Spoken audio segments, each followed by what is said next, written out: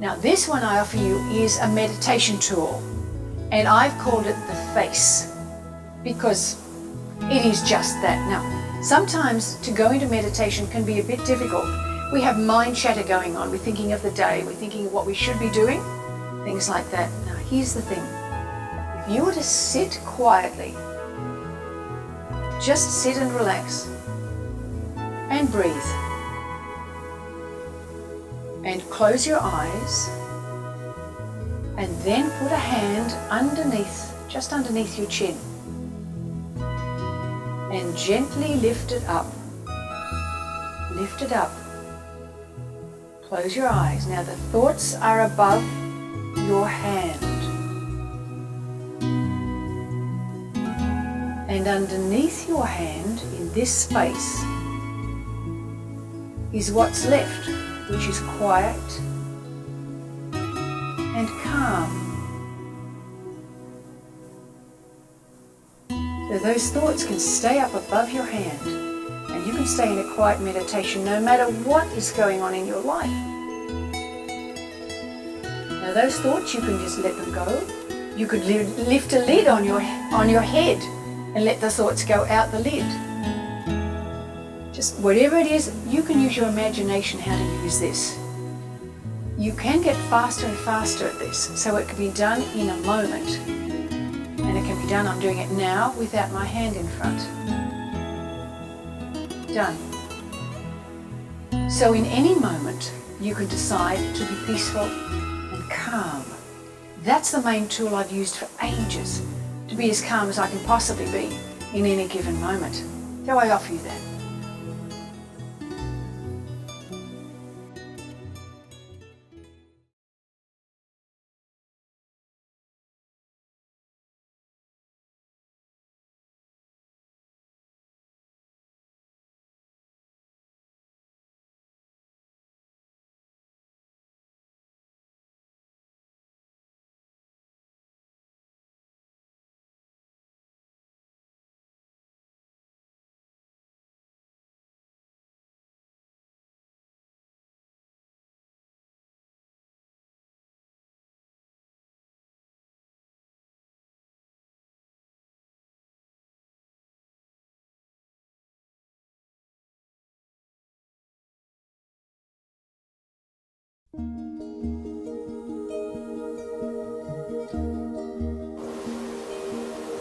I was 39, John was about the same age, and all of a sudden a friend of ours came to stay with us for the weekend.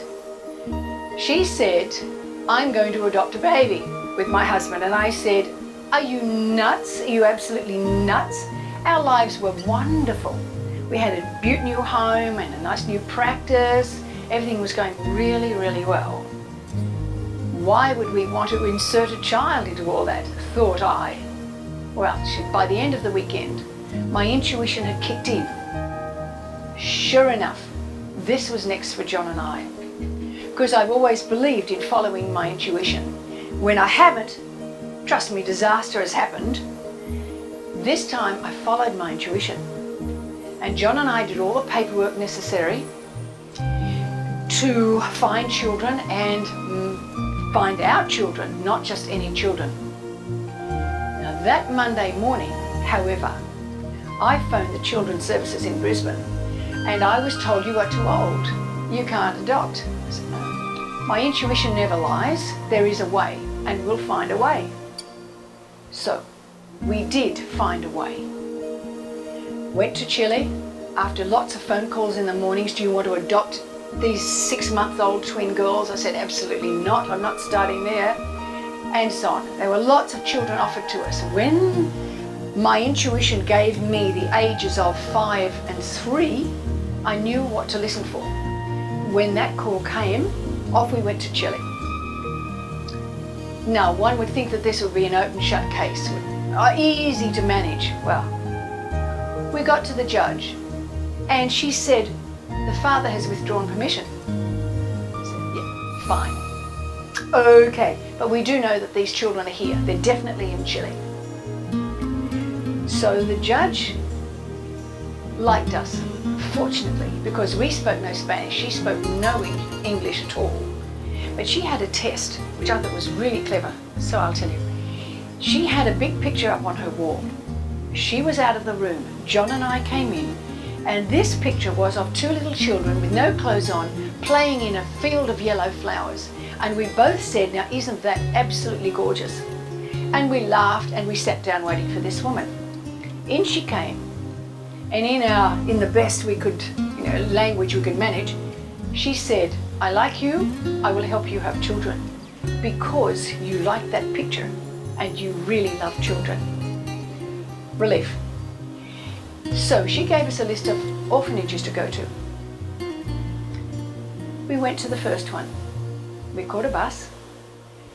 I swear, it looked like a prison. It was high concrete walls with barbed wire right around the edges, huge iron door we went into. Inside were 400 boys from about 5 to 14. There wasn't one soccer ball. There was not one toy for these children. There was hardly any schooling, as it turned out. They were just there. Now, in Pinochet's era in Chile, many people just disappeared. So there were 600,000 orphans or children without suitable homes at that time in orphanages. It was a nightmare looking at all these children. I really wanted to hire a jumbo jet and take them all back to Australia and find homes, but of course, legally that's not possible. So we sat with the social worker and we said, now we definitely want a boy 5 and, we wanted a girl, a boy and a girl, but if they're 5 and 3, that will be terrific. 2 boys or whatever, but preferably a girl as well. So there'll be a brother with a sister. She went out, looked at all the records. She came back and she said, oh, there are 2 beautiful boys. Beautiful boys. They're not bad boys. They are not spoiled boys. They're boys from the country and they haven't been here long. They're beautiful. They are a little older, 7.5 and nearly 9, but please will you see them? I said, no, please don't do this to us. It's hard enough as it is with all these boys here without homes. Well, she went away. Within a few minutes, she came in with a little boy on each side. And the dear little fellas, their hairs had been slicked back with water. They had dirt in the creases of their little hands, and little jeans and jumper had been thrown on, and their little faces had been wiped. We were on 2 chairs. They put a boy on my knee, they put a boy on John's knee. And I swear the intuition kicked in a moment. And our hearts knew that these were our children. Both of us burst into tears. I wonder what these boys thought at the time. We swapped children on the knees, and still in tears, we just looked at one another and said, these are our boys. And so it is. They're our boys. So we went through the process with the judge. We were given the children, which was fantastic. When we went to court to have these children given to us up in the country where the children came from, the judge said, I'll give you the 2 boys if you take their sister. We said, great, they've got a sister. Not exactly, she's 10.5. Not a little girl at all. Well, these 2 little boys were already elective mute because of their difficult life. We thought, well, this is going to be a bit challenging, let alone tackling another 10.5-year-old girl, even though she's their sister. So, with very sad hearts, we left her there and left papers for a little girl. We thought, well, we're not going to be able to affect this person's life because she's already a person at 10.5. We're not going to be able to make a difference in her life at all. So we left her there.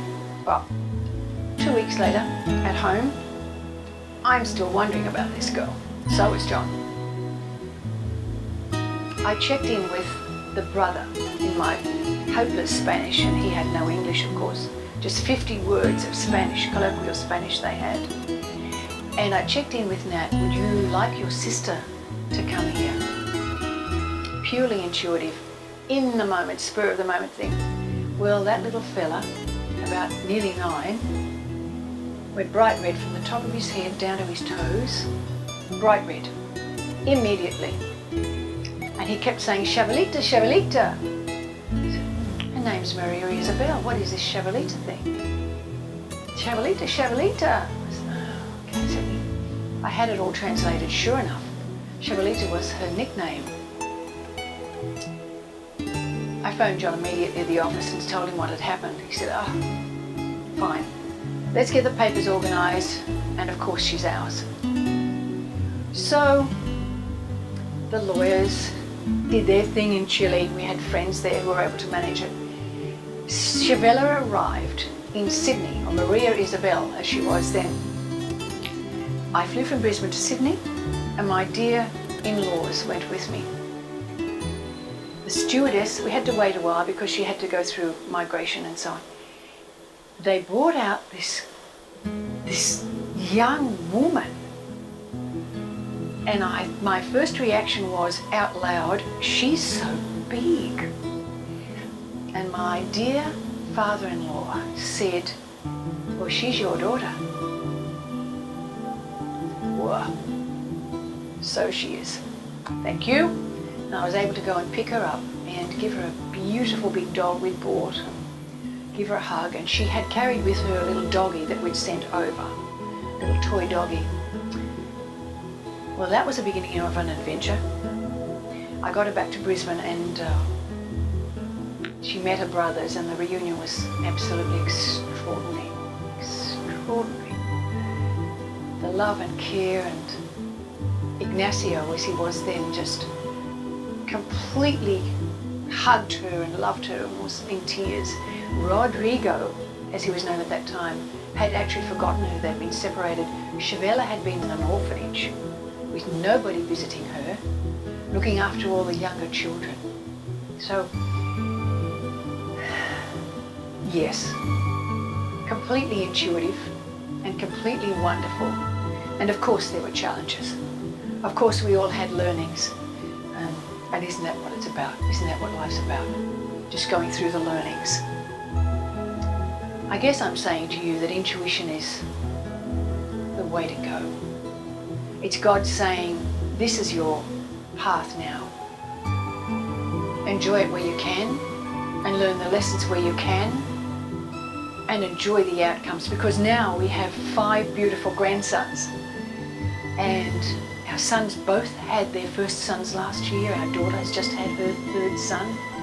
And we've moved back to Brisbane to be near them and share their lives. And they, beautiful daughters-in-law. It's all worked. Do I say it is always easy when we follow intuition? No, I don't say that. That would be naive. But the lessons are there, and I learned a heap. I had to go to all sorts of courses and read books and go to healers and get my own head together to try and handle these children who'd come to us so damaged. I had to heal my own self to be able to handle all this. And we all grew together. It's been a wonderful, wonderful experience, and I certainly wouldn't have missed it for the world. But one final word. When I was about 6, I remember going out to my mum and telling her, or asking her, "Mum, what's adoption?" And she told me what it was, and she said, "Why, darling?" And I said, "Because I will adopt a daughter, and her name will be Auburn." Completely floored my mum and my dad. Well, her name's not Auburn, but she sure has auburn hair. And Shavalita, now Shavella, as we named her, to fit in with Australia, is the nickname in Spanish for Maria Isabel. So they've settled in beautifully. We have Shavella, Nat and Rod, and they are our children. They always were our children. And a beautiful side note was we were able to go back to Chile and meet heaps of 120 uncles, cousins, aunts, everybody, and I was able to say thank you to Mama Flor for giving birth to those children, carrying them in the exact times that I was studying to be a chiropractor in Canada. I certainly couldn't have done the children and the chiropractic. So I'm so grateful to Mama Flora. And I thank you, God, for my intuition. It leads my life beautifully. Thank you.